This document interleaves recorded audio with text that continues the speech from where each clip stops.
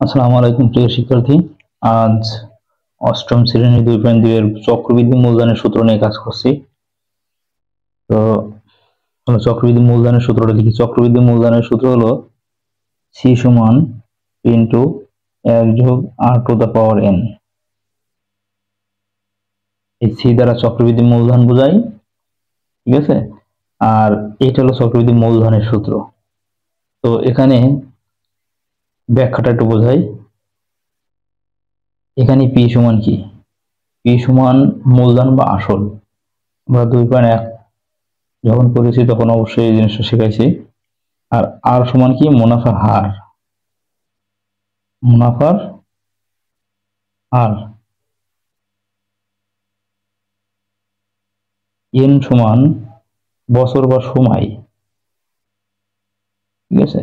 তো চক্রবৃদ্ধি মূলধনের সূত্র এইটা। আর এটা হলো সি। সি দ্বারা চক্রবৃদ্ধি মূলধন বোঝায়। আর পি আর এন এইগুলো দ্বারা কি বোঝায়? এই যে। আর চক্রবৃদ্ধি মুনাফা যদি বলে চক্রবৃদ্ধি মুনাফা, তো চক্রবৃদ্ধি মুনাফা যদি বলে চক্রবৃদ্ধি মুনাফা সমান সি মাইনাস পি।